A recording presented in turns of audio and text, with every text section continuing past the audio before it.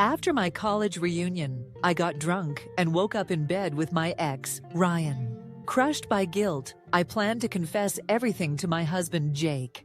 But when I got home, he wasn't there, and a message popped up on his still logged in WhatsApp. Emily Carter was completely out. Time to prep for the divorce. From Ryan. Jake replied, "Once she's out with nothing, I'll send the $50K. Before I could react, he logged out. I stared at the screen in shock. My chest tightened, tears spilling. Jake set me up. He'd convinced me to attend the reunion, said it'd be good for networking. I'd stepped back from our family business, Carter Enterprises, to try for a baby. I trusted him to run it. At the party, Ryan was kind, poured my drinks. After the third, I blacked out. I woke up naked in a hotel bed next to him. He panicked, apologized, claimed it was a mistake. I ran. Still, I blamed myself. I was ready to take responsibility until I saw that message. Everything clicked. I was drugged, framed, betrayed. I called 911. I want to report a crime. I was drugged and assaulted. At the hospital, the female officer said, "Once we have enough, we'll make arrests." I dragged myself home. Jake greeted me with fake concern. "Hey babe, where were you?" I stared him down. "You're not curious why I didn't come home?" He smiled calmly. "Sarah said you passed out at her place. I didn't want to push Sarah. She barely spoke to me at the reunion.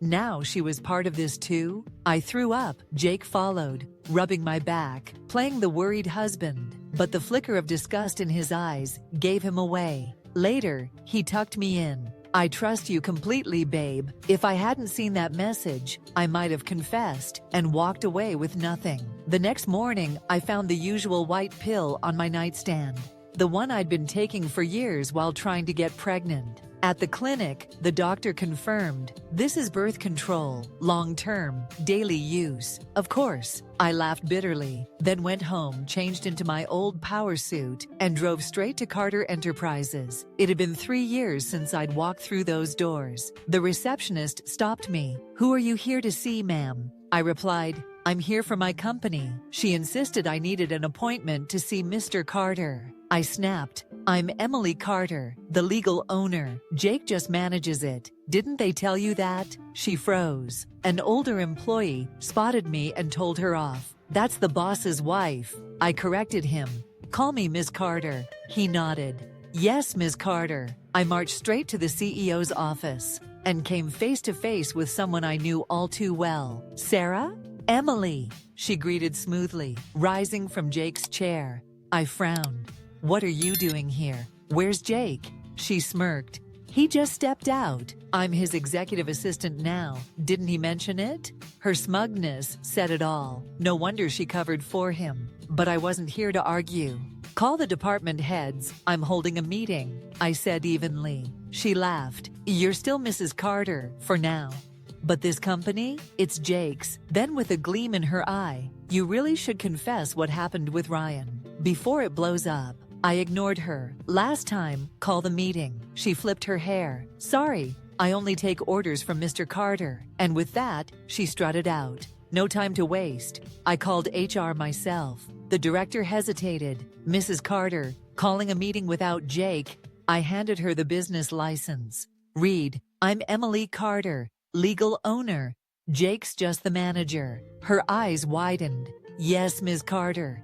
"Great. Call the department heads and fire Sarah. I'll need a new assistant." An hour later, I sat at the head of the conference table. Some faces were new, others familiar. I never mentioned this before, but I was born Emily Carter. My grandmother, chairwoman of Carter Industries. The room lit up. "That explains why Carter Industries asked about you during the last deal. If she's backed by them, we're in good hands. Full support for Ms. Carter." Right then, Sarah stormed in. "You've gone too far. You fired me? Jake's on his way. Good luck explaining." HR stood. "Sarah, you're terminated. Please leave." Sarah gawked. "She has no authority." HR replied, calm and firm. "She's the rightful CEO." Sarah laughed wildly. "She's bluffing. I've been here 2 years. I know who runs this place." Security arrived. As they dragged her out, she screamed, "You'll regret this, Emily. Just wait till Jake shows up." The door flew open. Jake's voice rang out. "What's the commotion? Get back to work." The staff quickly scattered. Sarah ran to him, sobbing. "Jake, she fired me. She's trying to ruin us." He looked at her, then turned to me, frozen when he saw where I was sitting. "Emily, what are you doing there?" I shrugged. "What's the problem? It's my company." He yanked at his tie, annoyed. "Yeah, your name's on the papers, but I've been running it while you stayed home playing house." I cut him off. "My parents left this to me. You've managed it for 3 years, big deal. I'm back now. Why shouldn't I sit here?" He smirked, turning to the room. "Ask them who they back, me, the guy who's actually worked here, or you, the housewife who's been out of the game for 3 years. Sarah clung to him, smirking at me. I scanned the room nervously. The department heads exchanged glances, unsure. Then HR stepped up. HR fully supports Ms. Carter. Admins with Ms. Carter. Projects backs Ms. Carter. Relief washed over me as the chorus grew. Jake's face darkened. Shock, then panic. He didn't know about my tie to Carter Industries. If he did, he wouldn't have asked such a dumb question. No one sided with him. Finally, he softened his tone. "Babe, why split hairs over mine or yours? We're a team. This company's ours." Fair point. He had run it for years. If we divvied things up, he'd get a piece. The test results weren't back yet. No need to burn bridges now. I nodded. "True, you can stay on as VP." "VP?" His eyes bulged, pride wounded. Sarah tugged his sleeve. "Jake, she's firing me. Say something. I've helped you so much." "Shut up," he snapped at her, then turned to me. "Emily, Sarah didn't know the full story and mouthed off.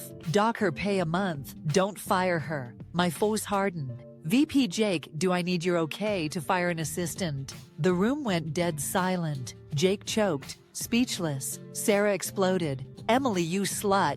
Don't get cocky. Your dirty laundry won't stay hidden." Jake's expression shifted, smug, like he'd won. I felt sick watching him. The results weren't in yet, and he did have a stake in the company. No point escalating now. "Fine," I said. "Stay VP."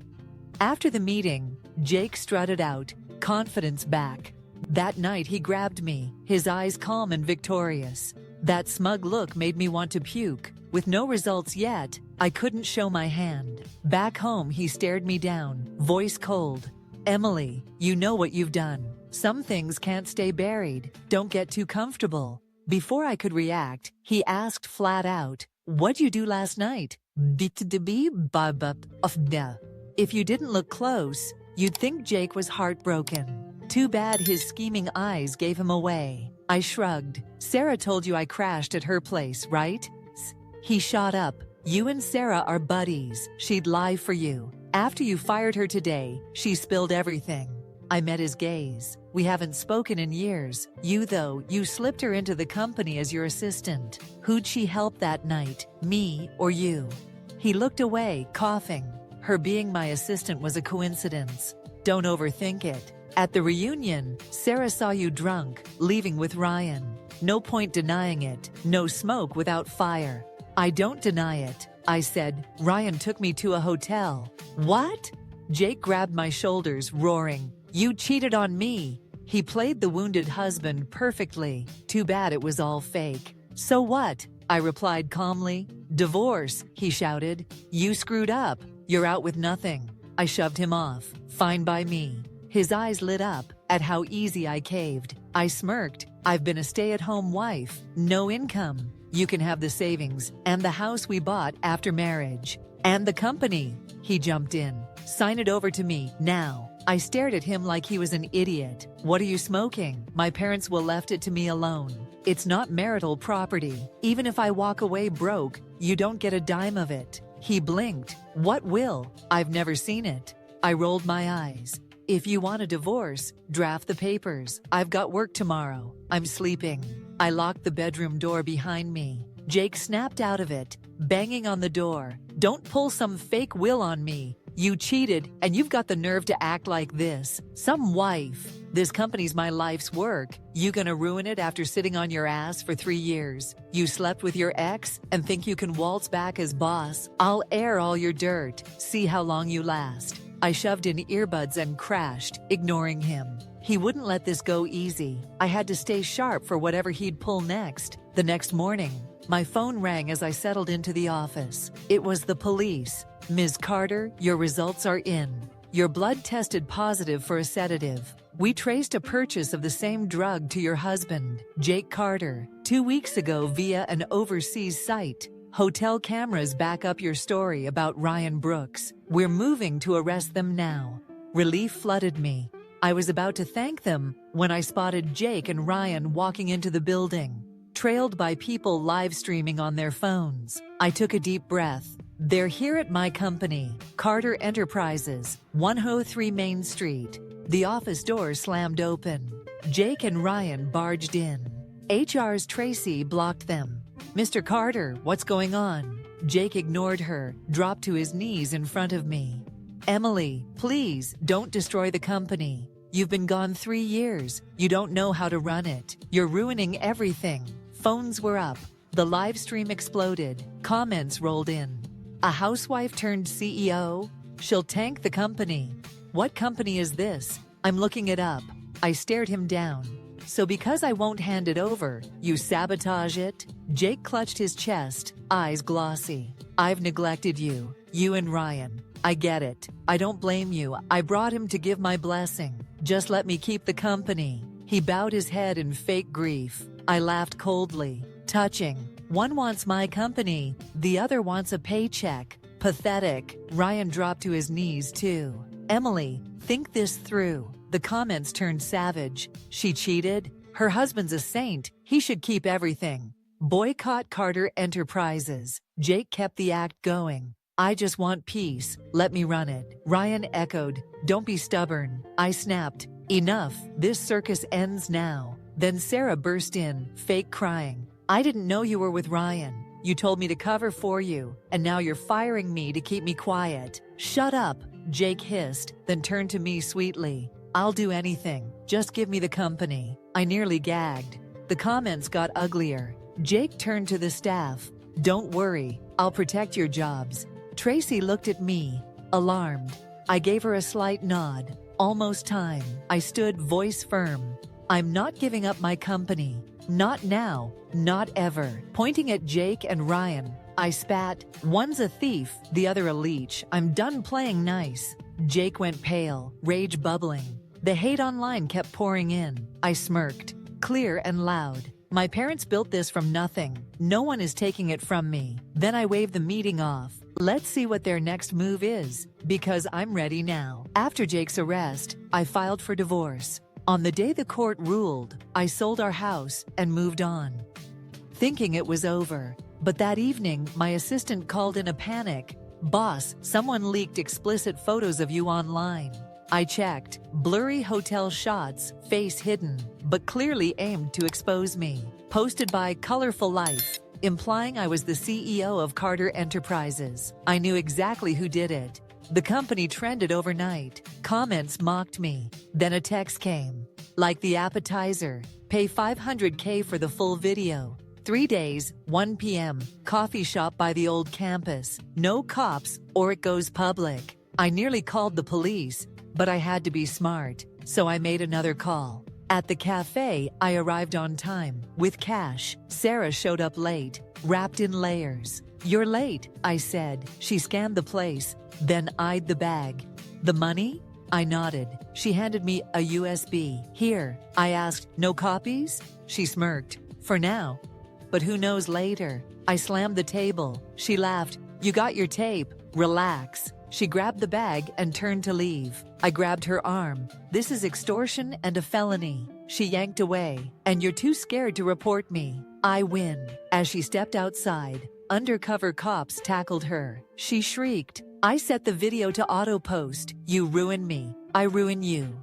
I smiled. You were late. Cops had time to raid your place and freeze your accounts. The video's gone. Her face turned white. You bitch, even without it, those photos ruined you. Carter Enterprises is finished. I win. Cops dragged her off, screaming. Right then, PR called. Ms. Carter, Carter Industries just publicly claimed you as their heir, confirmed the pics were fake, and threatened legal action. Everything's been scrubbed. I exhaled, finally breathing again. I visited Grandma. She looked me over, then softly said, "Thought you'd reject my help, like your father." I lowered my head.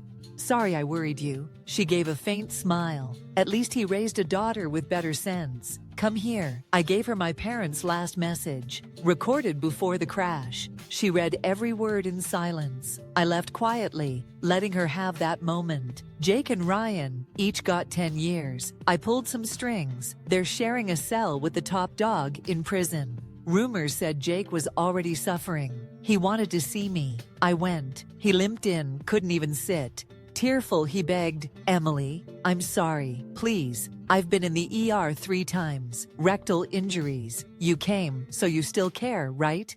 I shook my head. "No, I just needed to see you like this to feel peace." I hung up, smiling. He clutched the phone, crying as I walked out. Outside, the sun was shining. My assistant opened an umbrella and waved the car over. We drove off, toward my future. Emily Carter's story teaches a powerful lesson. Blind trust can turn us into victims, but awareness and courage can help us reclaim ourselves. She once trusted her husband completely, handing over control of her company and her life. But when the truth surfaced, that she had been betrayed, drugged, and deceived, she didn't break. Instead, she chose to face it head-on, using her strength and intelligence to take back her dignity and her family's legacy. The takeaway is clear. Never give up ownership of your own life, and when pushed to the edge, stand up with the truth, because that is a power no one can take from you.